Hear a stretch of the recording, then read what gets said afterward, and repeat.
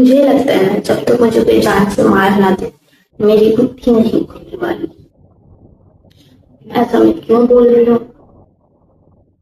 Hello everyone, welcome welcome back to my channel. I am Dora Nidhi और मैं आपको अपने स्कूल की छोटी सी इंसिडेंट शेयर करना चाहती हूँ।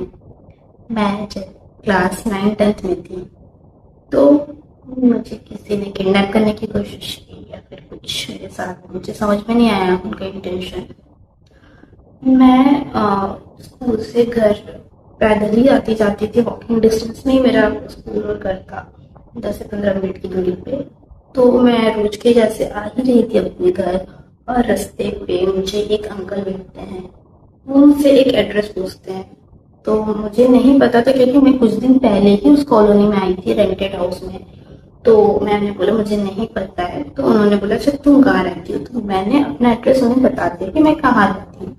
तो बोले जब ठीक है, तुम्हारे घर के आगे ही साइड पे एक और कॉलोनी है जहाँ पे ये है, मतलब उन्होंने जो एड्रेस बताया था बोला कि वो एड्रेस। मैंने बोला कि अच्छा ठीक है तो आप चले जाओ। तो मैंने बोला कि ठीक है, पर मुझे आगे का रास्ता नहीं पता है, तो तुम मेरे बाइक पे बैठ जाओ, मुझे बताते जाओ और मैं तुम्हें छोड़ के चला जाऊंगा। मैं बिना कुछ सोचे समझे पूछे उनके बाइक पे बैठ जाती हूँ। वो बाइक स्टार्ट करते हैं, फिर मुझसे सवाल करना स्टार्ट करते हैं, तुम कहाँ रहती हो, किसके साथ रहती हो, घर में कितने लोग हैं, कौन से स्कूल से हो, कौन से क्लास में हो, एज क्या है, सब कुछ लिटरली वो मुझसे पूरा डिटेल ले रहे थे और मैं दे रही थी उन्हें सारे डिटेल। उसके बाद मेरा घर क्रॉस होता है, मैं बोलती हूँ कि रोक दो मेरा घर आ गया, वो नहीं रोकते, वो और स्पीड में अपनी बाइक पे करके निकल जाते हैं वहां से। और एक गली, दो गली, तीन गली पार हो जाता है।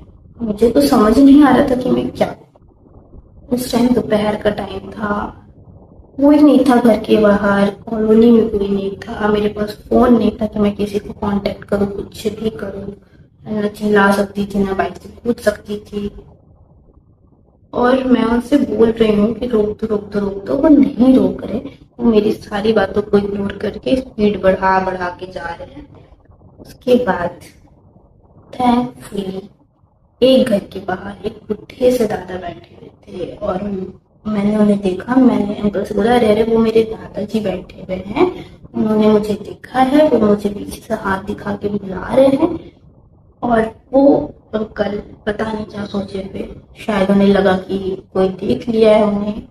तो वो दूसरे एक और आगे कॉलोनी में जाके बाइक रोक के मुझे उतारे और वहां से बहुत स्पीड में निकल गए। मुझे कुछ समझ नहीं आया उनका इंटेंशन, उन्होंने ऐसा क्यों किया, मुझे इतना दूर तक क्यों लेके आए। पर ठीक है, मैं बच गई, छूट गई। मैं वहां से घर वापस आई, आधा घंटा मुझे लग गया, जहाँ मुझे 10 से 15 मिनट रोज लगता था। तो मैं घर आके सारी डिटेल्स अपने घर वालों को दी कि मेरे साथ ऐसा सब हुआ आज। घर वाले डर गए, घर वालों ने मेरा 5-6 दिन स्कूल या कहीं भी आना जाना अकेले बंद कर दिया। पर ऐसे वो मुझे घर पे बिठा नहीं सकते थे, तो उन्होंने बस लगा दिया। पास में ही था मेरा स्कूल और घर, बट मुझे बस से आना जाना फिर पड़ा। और मुझे अभी भी याद है, मेरी नानी मेरे साथ रहती थी, तो मतलब मेरी नानी इतना डर गई थी, उन्हें लगता था कुछ हो ना जाए वापस से। तो बस वालों का, कंडक्टर का नंबर लेके रखी थी। अगर मेरी टाइमिंग थी 10:40 और मैं नहीं पहुंची 10:40 तक, तो वो सबको कॉल लगाने लगती थी कि क्यों नहीं आई, उसको पहले छोड़ो। तो घर में तो ऐसा सीन हो गया था कि मतलब 10-5 मिनट भी लेट होता था तो सब परेशान हो जाते थे। फिर बस वालों ने सबसे पहले मुझे छोड़ना स्टार्ट किया घर पे, क्योंकि अगर नहीं छोड़ते थे तो फोन आने लगता था, नानी डांटने लगती थी। तो दैट्स ऑल।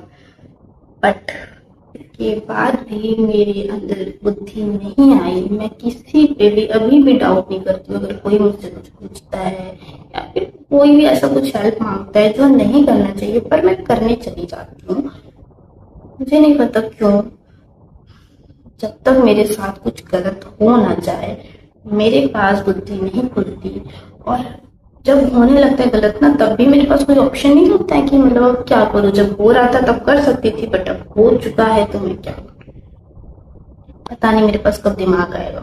इतना कुछ होने के बाद भी मैं बुझी हुई बल्ब हूँ। तो that's all. Bye bye, love you.